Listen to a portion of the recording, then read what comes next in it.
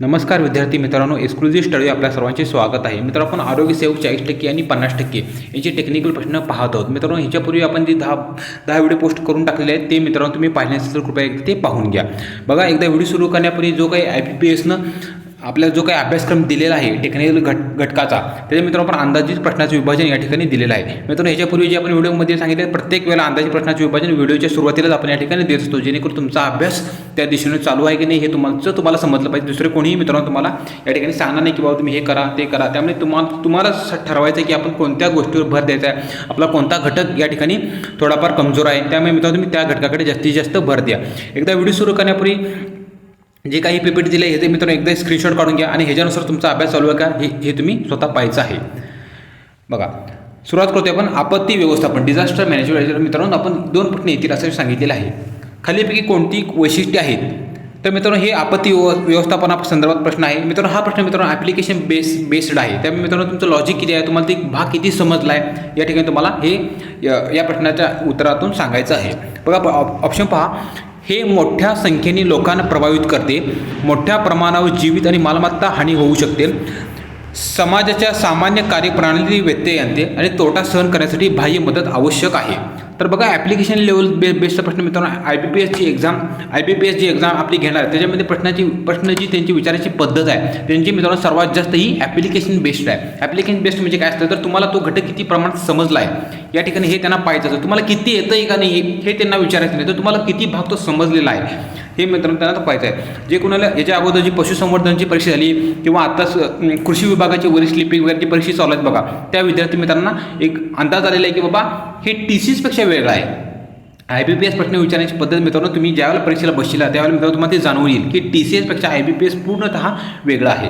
तर मित्रांनो, हे जो उत्तर काय आहे, तर मित्रांनो हे जो उत्तर ॲप्लिकेशनपेक्षा तुम्हाला समजलं असेल तर मित्रांनो वरीलपैकी सर्व उत्तरं किंवा ही सर्व वैशिष्ट्ये आहेत. मोठ्या संख्येने प्रभावित करते, मोठ्या प्रमाणावर जीवित मालमत्ता हानी होऊ शकते, समाजाचे सामान्य कार्यप्रणाली व्यत्यय आणते, आपत्ती आणि तोटा सहन करण्याची तोटा जो काय झालेला आहे त्यासाठी आपल्याला बाह्य मदत आवश्यक आहे. त्यामुळे मित्रांनो ही सर्व वैशिष्ट्ये या ठिकाणी आहेत. पुढे, अणुचाचण्या ही कोणत्या प्रकारची आपत्ती आहे? बघा, पुन्हा एकदा आपण या ठिकाणी ॲप्लिकेशन बेस्ड प्रश्न घेतलेला आहे. हा हेतुपुरस्पर आहे का नाही, अनाकलनीय आहे का नाही, अनाकलनीय आहे का? पुढे बघूया, प्राणीजन्य आणि भूशास्त्रीय. तर अणुचाचण्या मित्रांनो या ठिकाणी ही अनाकलनीय प्रकारची आपत्ती आहे. म्हणजे आपल्याला माहीत सुद्धा नसते ही अणुचाचणी ही कोणत्या प्रकारे घेतलेली आहे, कशी घेतली आहे, कुठे घेतली आहे, ही अनाकलनीय असते. त्यामुळे मित्रांनो याचं उत्तर मित्रांनो अनाकलनीय यायला पाहिजे. पुढे जाऊयात. प्राण्यांचे वर्गीकरण, ॲनिमल क्लासिफिकेशन. 2 प्रश्न. खालीलपैकी कोणता सस्तन प्राणी अंडी घालतो? कांगारू, प्लॅटिपस, पेंग्विन आणि व्हेल. तर मित्रांनो ह्याचं उत्तर काय आहे, तर ऑप्शन क्रमांक 2 प्लॅटिपस या ठिकाणी हा सस्तन प्राणी अंडी घालतो. प्लॅटिपस उत्तर आहे. मित्रांनो, आपलं टेलिग्राम चॅनल आहे ओनली सरळ सेवा या ठिकाणी आपलं टेलिग्राम चॅनल आहे, ते तुम्ही जरूर सबस्क्राईब करा. मित्रांनो, या व्हिडिओची जी काही PPT आहे या ठिकाणी जी काही PDF आहे या ठिकाणी मी तुम्हाला त्या आपल्या ओनली सरळ सेवा हे टेलिग्राम चॅनलवर या ठिकाणी टाकून ठेवतो. म्हणजे जेणेकरून तुम्हाला व्हिडिओ पाहायचा असेल तर मित्रांनो पूर्णतः पहा आणि ज्यांचा अभ्यास झाला आहे व्हिडिओ बघण्याची काय आवश्यकता नाही, डायरेक्ट प्रश्न सोडवायचा आहे त्यांनी त्या ठिकाणी ती PDF सुद्धा या ठिकाणी डाउनलोड करून डायरेक्ट मित्रांनो उत्तर सोडवा. आणि व्हिडिओच्या जी शेवटी आहे ना त्या ठिकाणी मी उत्तर तालिका दिलेली आहे. तुम्ही मित्रांनो तुमच्या पद्धतीनं उत्तर तालिका चेक करायचे आहे, कारण मित्रांनो आपण हे प्रश्न घेतलेले आहेत ते थोडेफार PYQ सुद्धा आहेत. म्हणजे जसे की MPSCमध्ये विचारलेले, NCERTमध्ये आलेले, स्टेट बोर्डमध्ये आलेले हे या ठिकाणी आपण ते प्रश्न या ठिकाणी कॉपी केलेले आहेत. थोडंफार जे महत्त्वाचे वाटतात या ठिकाणी ते प्रश्न आपण घेतलेले आहेत. त्यामुळे मित्रांनो उत्तर 99% करेक्ट देण्याचा प्रयत्न केलेला आहे. एका दुसरा प्रश्न या ठिकाणी चुकू शकतो. झुरळाचे पेरिप्लानेटा हे जेनेरिक नाव कोणी ठेवले? आता हा प्रश्न MPSCने विचारलेला आहे. लिनियस, डिबार, बुरमरिस्टर आणि बेंथम. मित्रांनो ॲप्लिकेशन लेवलचा प्रश्न आहे, तर याचं उत्तर आहे मित्रांनो बुरमिरिस्टर या ठिकाणी या व्यक्तीने झुरळाचे पेरिप्लानेटा हे जेनेरिक नाव ठेवलेले आहे. पुढे, अनुवंशिकता व उत्क्रांती. खालीलपैकी कोणी सुमारे 10,000 वर्षापूर्वी शेती सुरू केली? चिंपांजी, गोरिला, बुद्धिमान मानव आणि रामपेतिकस. तर मित्रांनो या ठिकाणी दिलं आहे बघा, आपण बुद्धिमान मानव म्हणजेच होमोसेपियन आहे हा या ठिकाणी. होमोसेपियन याने खालीलपैकी वरीलपैकी बुद्धिमान मानव या ठिकाणी यांनी 10,000 वर्षापूर्वी शेती सुरू केली होती. पुढे, गुरुत्वाकर्षण. मित्रांनो ग्रॅव्हिटेशन या ठिकाणी 2 प्रश्न. प्रत्येक क्रियेकरता तेवढीच व त्याविरुद्ध प्रतिक्रिया असते, हा कोणाचा सिद्धांत आहे? पुन्हा एकदा ॲप्लिकेशन लेवलचा प्रश्न आहे मित्रांनो, प्रत्येक क्रियेकरता तेवढीच व विरुद्ध प्रतिक्रिया असते, हा कोणत्या प्रकारचा सिद्धांत आहे? बॉयलचा नियम, आर्किमिडीजचा सिद्धांत, न्यूटनचा गतीचा दुसरा नियम आणि न्यूटनचा गतीचा तिसरा नियम. तर याचं उत्तर आहे मित्रांनो न्यूटनचा गतिविषयक या ठिकाणी तिसरा नियम. न्यूटनचा गतिविषयक तिसरा नियमाचं या ठिकाणी उत्तर आहे. न्यूटनचा गतिविषयक तिसरा नियम. अग्निबाणाचे उड्डाण, हे जर उदाहरण विचारलं तर अग्निबाणाचं उड्डाण या ठिकाणी तिसऱ्या नियमाच्या न्यूटनचा जो काही गतीचा तिसरा नियम आहे त्याच्यानुसार ते अग्निबाणाचं उड्डाण या ठिकाणी कार्य करत असते. हे पण लक्षात राहू दे तुमच्या. एखादा पदार्थ ऊर्ध्व दिशेने अपवर्ड डायरेक्शनने फेकला असता त्याची गतिज ऊर्जा वाढत असते व स्थितीज ऊर्जा कमी होत असते. गतिज ऊर्जा कमी होते व स्थितीज ऊर्जा वाढते. गतिज ऊर्जा व स्थितीज ऊर्जा दोन्ही वाढतात. गतिज ऊर्जा व स्थितीज ऊर्जा दोन्ही कमी होत जातात. तर उत्तर आहे मित्रांनो ऑप्शन क्रमांक 2, गतिज ऊर्जा कमी होते व क्षितिज ऊर्जा वाढत असते. ॲप्लिकेशन लेवलचे प्रश्न मित्रांनो तुम्हाला भरपूर पाहायला मिळणार आहेत. मित्रांनो आपण हे प्रश्न घेण्याचे कारण काय, तर मित्रांनो तुम्हाला सवय झाली पाहिजे.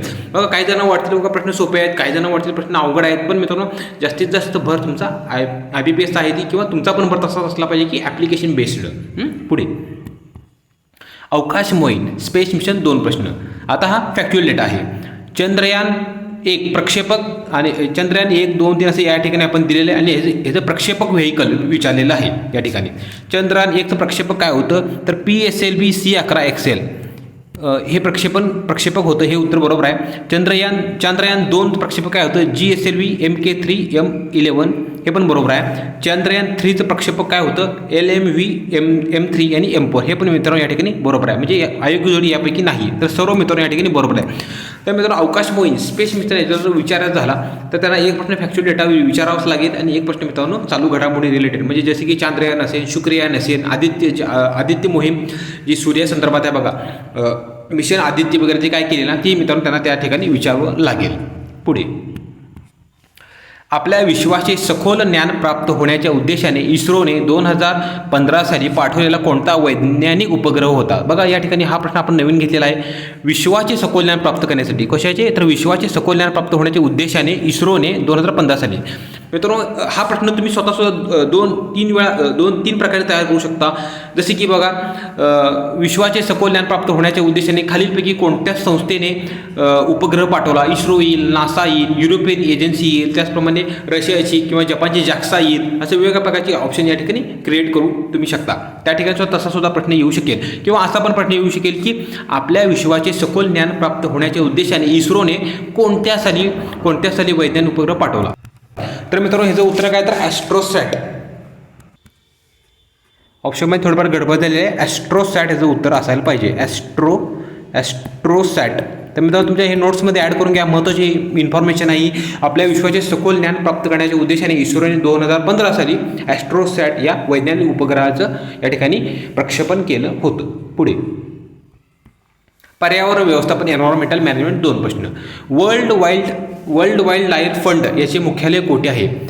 गॅल्डवर्ल्ड, स्वित्झर्लंड, न्यूयॉर्क, संयुक्त अमेरिका, दिल्ली भारत आणि लंडन UK. तर याचं उत्तर आहे मित्रांनो ऑप्शन क्रमांक 1 गॅल्डवर्ल्ड स्वित्झर्लंड. बघा तर मित्रांनो आता काही जण वाटत की बाबा असे कुठे प्रश्न येणार आहेत तर काय नाही तर ऑनलाईन एक्झाम चालत असल्यामुळे बरीच शिफ्ट वाईज चालत असल्यामुळे एक्झामिनरला प्रश्न वेगवेगळ्या विचारायचा या ठिकाणी वाव असल्यामुळे तुम्हाला सर्वच करणं या ठिकाणी आवश्यक आहे. तर मित्रांनो हे आता पर्यावरण मी वारंवार का सांगतोय तुम्हाला तर 11वी आणि 12वी जे काही पर्यावरणाचं स्टेट बोर्डचं पुस्तक आहे आपल्या तर मित्रांनो तेच तुम्ही एक दोनदा रीडिंग करा. त्याची PDF काढू नका. त्याची PDF मी मित्रांनो आपल्या टेलिग्राम चॅनल मी या ठिकाणी दिलेली आहे. पुस्तक वगैरे विकत घ्यायच्या भानगडीत पडू नका. ती PDF सोपी आहे, वाचायला सोपी आहे. त्यातलं तुम्ही 1-2दा रीडिंग केलं तर तुम्हाला या ठिकाणी समजून जाईल. पुढे पर्यावरणावर परिणाम करणारे मानवनिर्मित घटक कोणता? पूर, अतिवृष्टी, वणवा आणि नागरीकरण. बघा सोपा प्रश्न आहे. ॲप्लिकेशन बेस्ड म्हणायचं याला. तर मित्रांनो ह्याचं उत्तर आहे नागरीकरण. पुढे सजीवातील जीवन प्रक्रिया लाईफ प्रोसेस 3 प्रश्न.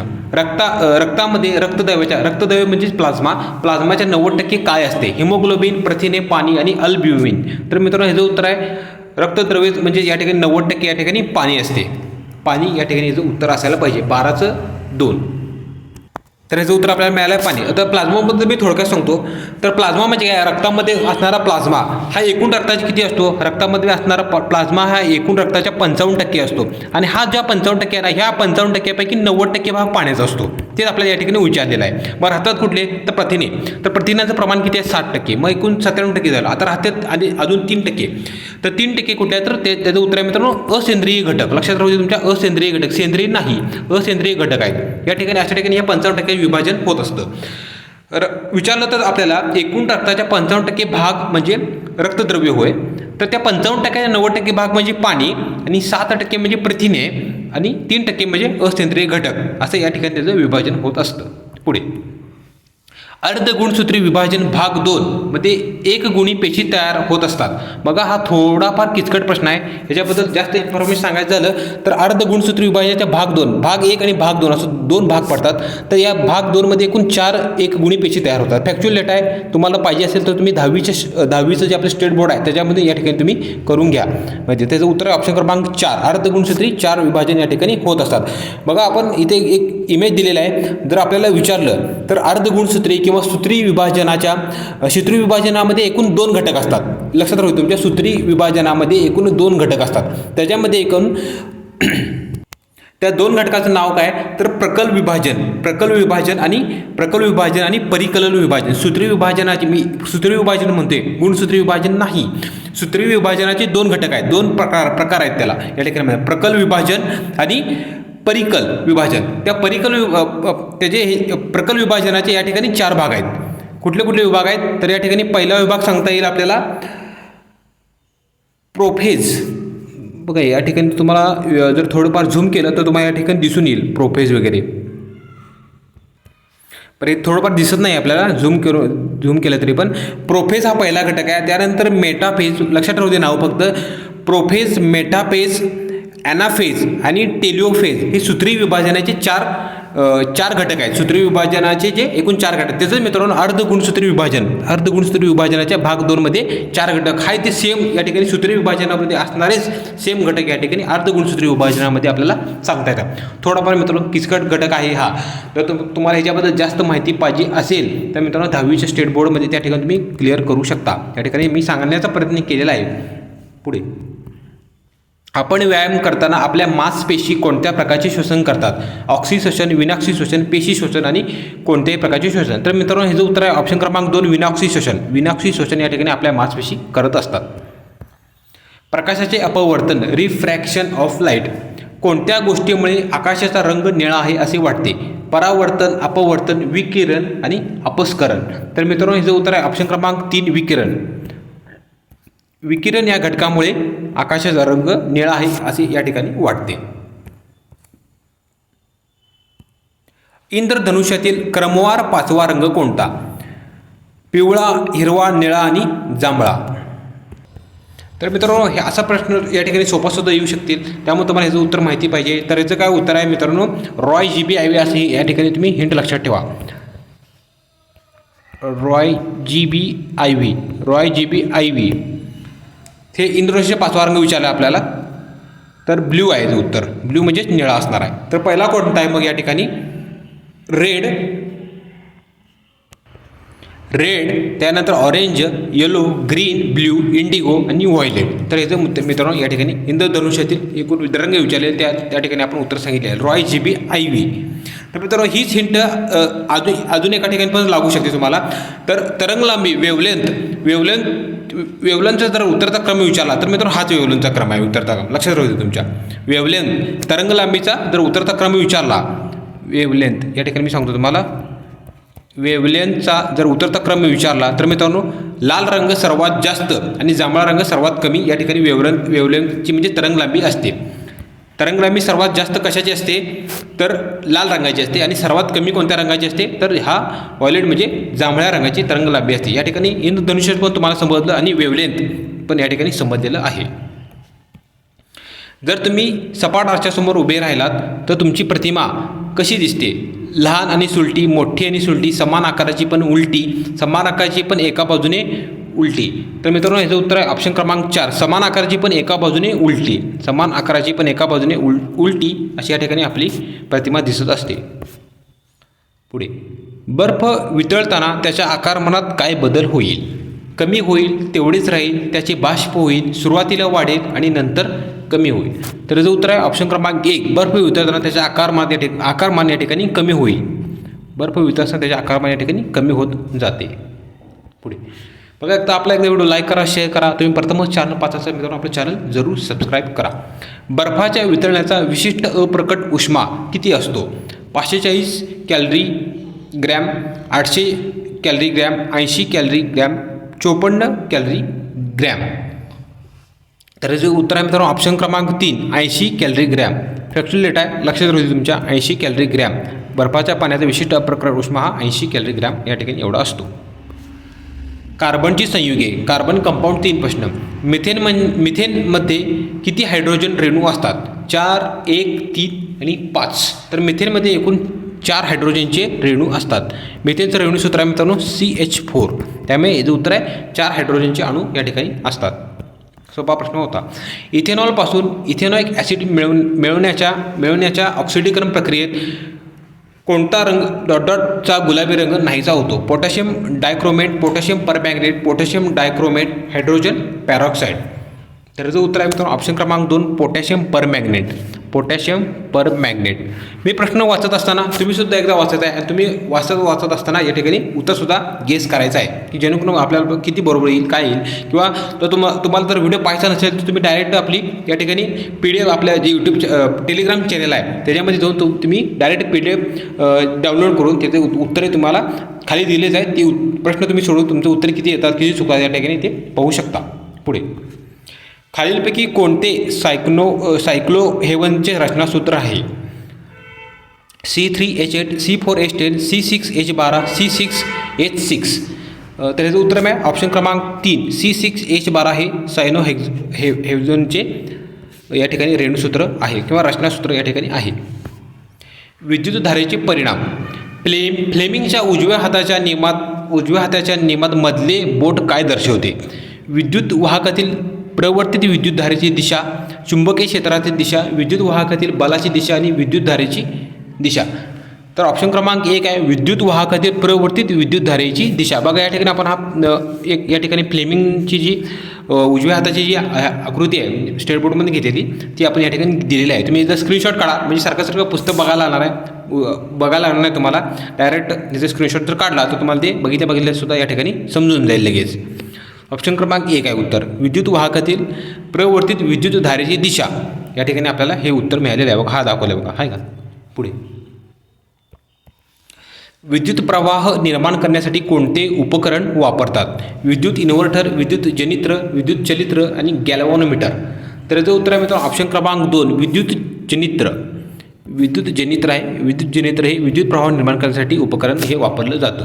पुढे आधुनिक आवर्त सारणीत खालीपैकी कोणता खंड तळाशी मांडला गेला आहे? बघा हा सोपा प्रश्न आहे. मी पहिल्यापासून आवर्त सारणी फोकस करा म्हणून सांगतोय तुम्हाला, कारण डिटेलमध्ये प्रश्न विचारायला एक्झामिनरला स्कोप आहे. त्यामुळे मात्र तुम्ही जर आता अभ्यास जर तुमचा झाला असेल बऱ्यापैकी, त्यामुळे ह्याचं उत्तर तुम्ही मला कमेंट बॉक्समध्ये द्यायचं आहे.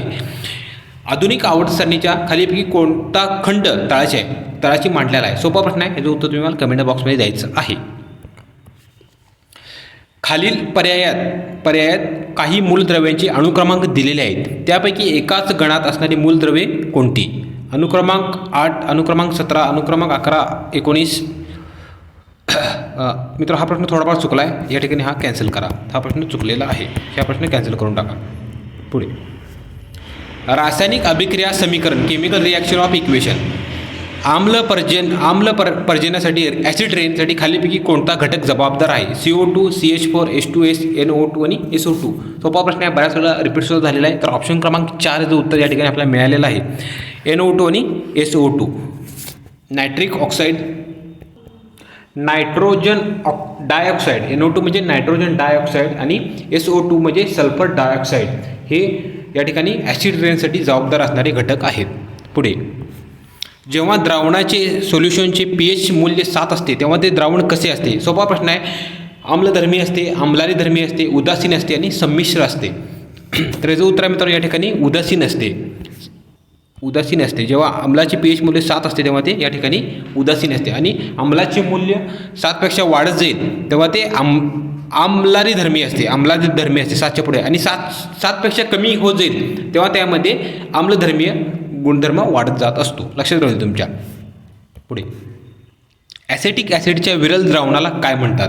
इथिलीन, पॅराफिन, बेन्झीन आणि व्हिनेगार. तर ॲसिटिक ॲसिडच्या विरल द्रावणाला या ठिकाणी विनेगर असं या ठिकाणी याला संबोधलं जातं, विनेगर. पुढे बघा, प्रश्न तंतोतंत जे काही एक्झामिनर दिलेले आहे त्याच्या प्रमाणे ठेवण्याचा प्रयत्न केलेला आहे. थोडेफार प्रश्न सोपे असतील किंवा थोडेफार अवघड असतील किंवा काही जणांना वाटते असेल किंवा प्रश्न सोपे आहेत, याच्यापेक्षा अवघड विचारायची शक्यता आहे. तर मित्रांनो, तसं तुमचा अभ्यास पण त्या दृष्टीने असला पाहिजे. तुमचा आता अभ्यास थोडाफार मिडल लेवल असं मी समजतो, कारण एक्झाम डिक्लेअर होऊन या ठिकाणी 2 महिने झाले आहे. त्यामुळे तुमचा अभ्यास हा मिडल लेवलपर्यंत आलेला असेल असं आपण या ठिकाणी गृहीत धरून या ठिकाणी प्रश्नाची रचना केली आहे. जसं आपण पुढे सारखं जाऊ तसं ते मित्रांनो थोडेफार तुम्हाला अवघड प्रश्नसुद्धा बघायला मिळतील. पेशीविज्ञान व जैवतंत्रज्ञान. कृत्रिम रोपण व गर्भरोपण या 2 पद्धतीचा वापर प्रामुख्याने कशासाठी केला जातो? पशुसंवर्धनासाठी, वन्य पशूंसाठी, पाळीव पक्ष्यांसाठी आणि स्त्रियांसाठी. तर याचं उत्तर आहे मित्रांनो पशुसंवर्धनासाठी या ठिकाणी याचा वापर केला जातो. जैवतंत्रज्ञान रिलेटेड आहे बघा, तुम्हाला लगेच समजून जाईल प्रश्नाच्या माध्यमातून. पशुसंवर्धनासाठी वापर केला जातो. पुढे मानवी शरीरातील किती प्रकारच्या पेशी या एकाच प्रकारच्या पेशीपासून म्हणजेच भ्रूणातील मूल पेशीपासून जन्म घेतात? 210, 220, 230 आणि 240. फॅक्टरीलेटचा प्रश्न आहे, तुमच्या नोट्समध्ये ॲड करून ठेवा. तुम्ही इकडे तिकडे कुठं बघितलेलं आहे मला माहीत आहे. तर उत्तर आहे ऑप्शन क्रमांक 2. ऑप्शन क्रमांक 2. पुढे मानवी डोळ्यांचा भागांचा बाहेरून आत असा योग्य क्रम ओळखा. बघा, हा अवघड प्रश्न घेतला बघा. आता भिंग मागच्या वेळेला सोपा घेतलेला, आता भिंगमध्ये आपल्या बऱ्यापैकी या ठिकाणी प्रश्न संपत आले आहेत. आता थोडंफार आपण भिंग या ठिकाणी थोडंफार अवघड प्रश्न घेतलेला. आता हा अवघड प्रश्नामध्ये मोडला जाईल. मानवी डोळ्यांचा भागांचा बाहेरून आत क्रम सांगा. बघा, एकूण मानवी डोळ्यांचे एकूण 8 भाग आहेत, त्यापैकी महत्त्वाचे एकूण 3च आहेत. 8 भाग टोटल आहेत, त्यातले महत्त्वाचे एकूण 3 आहेत. लक्षात राहू तुमच्या. महत्त्वाचे विचारलं तर 3 आणि टोटल भाग विचारलं तर 8. तर पारपटल, बाहुली, बुबुळ आणि दृष्टीपटल. पारपटल, बुबुळ, बाहुली, दृष्टीपटल. दृष्टीपटल, पारपटल, बुबुळ, बाहुली. बुबुळ, पारपटल, दृष्टीपटल, बाहुली. तुम्ही कन्फ्यूज झाला असणार 100%, कारण तुमचा असं बाहेरून आत क्रम लावा वगैरे असं तुम्ही प्रश्न कुठेही बघितलेला नाही आहे आणि पहिल्यांदाच असा प्रश्न तुमच्या समोर आला असण्याची शक्यता आहे. त्यामुळे मित्रांनो याचं उत्तर असणार आहे ऑप्शन क्रमांक 2. पारपटल, बुबुळ, बाहुली आणि दृष्टीपटल. पारपटल म्हणजे काय तर कोरेना, त्यानंतर बुबुळ म्हणजे काय इरिस, बाहुली म्हणजे प्युपिल आणि दृष्टीपटल म्हणजे रेटिना. ही इंग्लिश नावसुद्धा या ठिकाणी लक्षात ठेवा. परत सांगतो, पारपटल म्हणजे कोरेना, बुबुळ म्हणजे इरिस, बाहुली म्हणजे प्युपिल आणि दृष्टीपटल म्हणजे रेटिना. या ठिकाणी हा योग्य क्रम आहे ऑप्शन क्रमांक 2. दूरदृष्टिता हा दोष कोणत्या भिंगाचा चष्मा घालवता येतो? अंतर्गोल भिंग, बहिर्गोल भिंग, द्विनाभीय भिंग आणि यापैकी नाही. तर याचं उत्तर आहे मित्रांनो ऑप्शन क्रमांक 2. दूरदृष्टिता हा रोग बहिर्गोल भिंग वापरून या ठिकाणी दूर करता येतो. पुढे ओळख सूक्ष्मजीवशास्त्राची. Introduction to microbiology. 10 प्रश्न. मोठ्या प्रमाणावर निर्माण होणाऱ्या नागरी, शेतकी, औद्योगिक कचऱ्याचे काय विघटन करून मिथेन वायू हे इंधन मिळते? ऑक्सिशोषण, विनॉक्सिशोषण, सूक्ष्मजैविक विनॉक्सी अपघटन आणि अपघटन. तर याचं उत्तर आहे मित्रांनो अपघटन या ठिकाणी उत्तर आहे. सांडपाण्याचे प्रदूषित झालेल्या पर्यावरणाचे काय करण्यासाठी सूक्ष्मजीवांचा वापर होतो? रक्षण, संवर्धन, जैव उपचार आणि विघटन. तर याचं उत्तर आहे ऑप्शन क्रमांक 3. विघटन. खालीलपैकी कोणते प्रतिजैविक आहे? व्हॅक्नामायसिन, लॅक्टोज, किण्वन आणि अमायलेज. याचं उत्तर आहे ऑप्शन क्रमांक 1. व्हॅनकामायसिन हे प्रतिजैविक आहे. स्ट्रॉबेरीचा जॅम टिकवण्यासाठी काय वापरतात? Carbon dioxide, ammonium chloride, sodium benzoate आणि सोडियम नायट्राईट. त्याचं उत्तर ऑप्शन क्रमांक 3. सोडियम बेन्झाईड या ठिकाणी वापरलं जातं. इरिथ्रोपायोटिन हा प्रथिन कोणत्या रोगावर उपयोगी पडते? अनिमिया, कॅन्सर, मधुमेह आणि ठिंगूपणा. त्याचं उत्तर आहे ऑप्शन क्रमांक 1. ॲनिमिया या रोगावर उपयोगी पडणारे प्रथिन म्हणजेच इरिथ्रोपायोटिन आहे. प्लामोरी एम्बॉलिझम रोग निदान झालेल्या रुग्णास खालीपैकी कोणते औषध देतात? बघा, प्लामोरी एम्बॉलिझम रोग, आता हा रोगच पहिल्यांदाच आपल्याला पाहायला मिळालेला आहे. मी सुद्धा कधी काय प्रश्न बघितलेले नाही आहे. जे काय वरून आले ते प्रश्न आपण या ठिकाणी सांगतो. प्लामोरी एम्बॉलिझम रोग, आता ह्याचं कोणत्या निदान झालेल्या रुग्णास खालीपैकी कोणते औषध देतात असं विचारतोय तो. स्ट्रेप्टोकायनेज, टिश्यू प्लाझ्मिनोजम ॲक्टिवेटर, IPV, हिपॅरिन आणि सोडियम वॉर्फिन. बघा, इंग्लिश नाव आहेत, थोडेफार लक्षात ठेवायचे प्रयत्न करा. अवघड आहेत, लगेच लक्षात राहणं कठीण आहे. तर IV हिपॅरिन या ठिकाणी याचं उत्तर आहे ऑप्शन क्रमांक 3. IV heparin. पुढे सूक्ष्मजीवांचा नाश व त्याच्या वाढीस प्रतिकार करणारी जीवाणू व कवकांपासून मिळवलेली कार्बनची संयुगे म्हणजे काय? प्रतिजैविक, किण्व, विषाणू आणि यापैकी नाही. ऑप्शन क्रमांक 1 आहे प्रतिजैविक आहे. सूक्ष्मजीवांचा नाश व त्याच्या वाढीस प्रतिकार करणारी जीवाणू व कवकांपासून मिळवलेली कार्बनची संयुगे म्हणजेच प्रतिजैविक होय. प्रतिजैविक होय. पुढे प्रयोगशाळेत जीवाणू वाढवण्याचे तंत्रज्ञान कोणी विकसित केले? एखादा दुसरा प्रश्न जे काही महत्त्वाचे शास्त्रज्ञ आहेत त्यांनी लावलेले शोध आहेत की यावर मित्रांनो तुम्हाला प्रश्न पाहायला मिळेल.